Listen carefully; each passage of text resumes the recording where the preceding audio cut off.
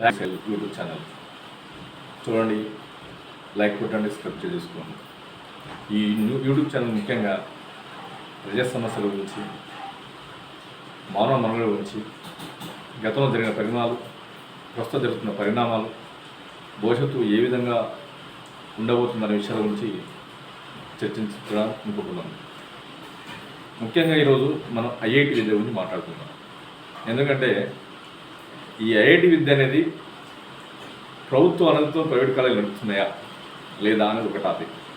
మరి ప్రైవేట్ కాలేజీలకు అనుమతించినప్పుడు ప్రభుత్వ కాలేజీలో ఎందుకు ఈ ఐఐటి విద్య పెట్టట్లేదు? ఒక్కొక్క ప్రైవేట్ కాలేజీలో చూసుకుంటే ఐఐటి స్పెషల్ క్లాసులు చెప్పి ఐపీ అనేది ఇంటర్లో లాస్ట్ 2 months 1 month చెప్తున్న టాపిక్ వస్తుంది. అదే గవర్నమెంట్ కాలేజ్ చూసుకుంటే మొత్తం ఇంటర్ సిలబస్ చెప్పుకుంటే ఐపీ చెప్పుకుంటూ పోతుంది.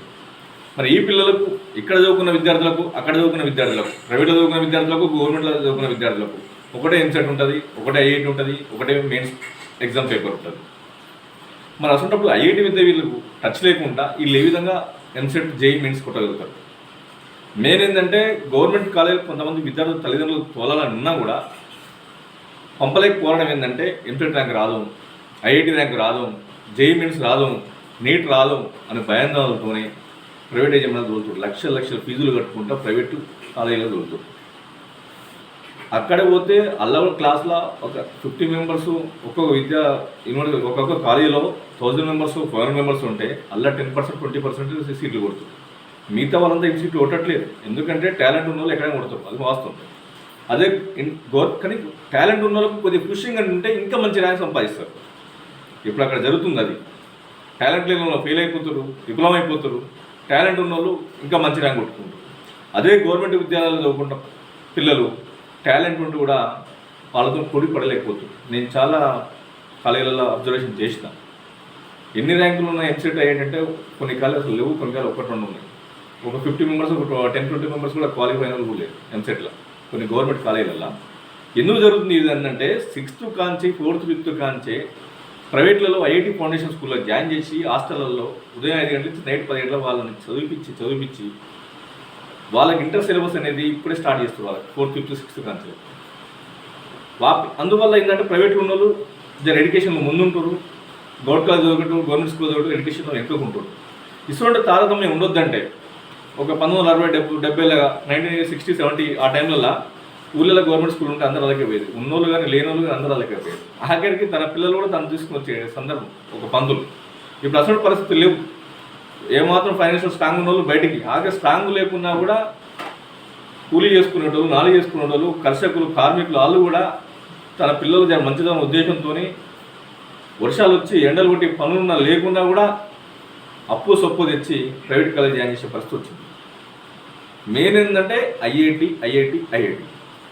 ఇక్కడ ఐఐటి లేదట, అక్కడ ఐఐటి ఉందట. గవర్నమెంట్లో ఐఐటి లేదట, ప్రైవేట్లో ఐఐటి ఉందట. మరి ఇట్లేదు ఎట్లా? దీని మీద విద్యార్థి సంఘాలు ఏం చేస్తున్నారు? రాజకీయ పార్టీల విద్యార్థి సంఘాలు ఏం చేస్తున్నాయి? ముఖ్యంగా ఏమైనా స్కూల్స్ ఓపెనింగ్ 1-2 ధర్నాలు చేసిన తర్వాత ఎవరంతా వాళ్ళు ఇట్లా విద్యా సమస్యలు ఎవరు పరిష్కరించాలి? ప్రభుత్వాలు ఏం చేస్తున్నాయి? ఇది ప్రభుత్వాల మిస్టేకా, రాజకీయ పార్టీల మిస్టేకా, విద్యా సంస్థల మిస్టేకా, తల్లిదండ్రుల మిస్టేకా, విద్యార్థుల మిస్టేకా? విద్యార్థుల మిస్టేక్ అని మనం ఏ విధంగా అనగలుగుతాం? వాళ్ళు ఎక్కడ చూస్తే అక్కడ పోయే పరిస్థితులు ఉన్నారు. కొంతమంది పిల్లలు అయితే మా ఫ్రెండ్స్ అక్కడ పోయి మేము అక్కడ పోతాం పట్టుబట్టేటోళ్ళు ఇంట్లో ఉన్నారు. కొంతమంది విద్యార్థులు ఎక్కడొక్కడ ఆర్థిక పరిస్థితిని అబ్జర్వేషన్ పోయేటోళ్ళు ఉన్నారు. మేము దీని ప్రభుత్వం వైఫల్యంగా మనం పరిగణించాలి. ప్రైవేట్ కాలేజీలో ఐఐటి పర్మిషన్ ఉంది, అదేవిధంగా మరి గవర్నమెంట్ కాలేజీలో కూడా ఐఐటి ఫ్యాకల్టీ ఎందుకు పెట్టొద్దు మనం ఆలోచన ప్రభుత్వం చేయాలనేది నా ముఖ్యమైన ఉద్దేశం, వీడియో సందేశం. అది గవర్నమెంట్ స్కూల్లో కానీ గవర్నమెంట్ కాలేజ్ కానీ ఐఐటి ఫౌండేషన్ మనం ఎందుకు పెట్టొద్దు, స్టార్ట్ చేయొద్దు అనే ఒక ఆలోచన చేయాలి. మంచి గవర్నమెంట్ జాబ్స్ ఎంతో విద్య చదువుకొని గవర్నమెంట్ కాలేజీలో లెక్చర్ చేసేటోళ్ళు ఉన్నారు. వాళ్ళు చెప్పలేరు. ఐఐటి ఫౌండేషన్ చెప్పగలుగుతారు కదా, ఇంకా ఎక్స్ట్రా లెక్చర్స్ పెట్టండి. వాళ్ళకున్న టైమ్స్ కాకుండా ఇంకా ఎక్స్ట్రా లెక్చర్స్ పెట్టండి, ఫ్యాకల్టీ పెంచండి. విద్యార్థుల భవిష్యత్తు కోసం ప్రైవేట్లో అయితే ఏ విధంగా ఐఐటి ఉన్నదో గవర్నమెంట్లో కూడా ఆ విధంగా ఐఐటి ఉండాలి. అట్లయితేనే ఇక్కడ చదువుకునే విద్యార్థులు కానీ వాళ్ళతో పోటీ పడగలుగుతారు. లేకపోతే ప్రైవేట్ చదువుతున్న విద్యార్థులు గవర్నమెంట్ చదువుతున్న విద్యార్థులు పోటీ పడలేదు. నేను కొన్ని మోడల్ స్కూల్ కానీ గురుకులకు అబ్జర్వేషన్ చేస్తే వాళ్ళకు ఎంసెట్లో జర ఎక్కువ ర్యాంక్ ఉంటుంది. మీరెందుకు ఉండి ఈ సంవత్సరం వచ్చిన 10,000 ర్యాంకులలో గవర్నమెంట్ కాలేజ్ చదువుకునే విద్యార్థులు ఎంతమంది ఎంసెట్ వచ్చిందో, ఎంతమంది నీట్ వచ్చిందో, ఎంతమంది ఐఐటి వచ్చిందో ఎంతమంది జేఈ మెయిన్స్ వచ్చిందో ఒకసారి అబ్జర్వేషన్ చేయండి, మీకే అర్థమవుతుంది. ఈ విధంగా విద్యార్థుల మీద మనం ప్రెషర్ పెట్టి ఐఐటి చదివిస్తున్నాం, కానీ ఇక్కడ ఎందుకు స్టార్ట్ చేయమంటున్నాను?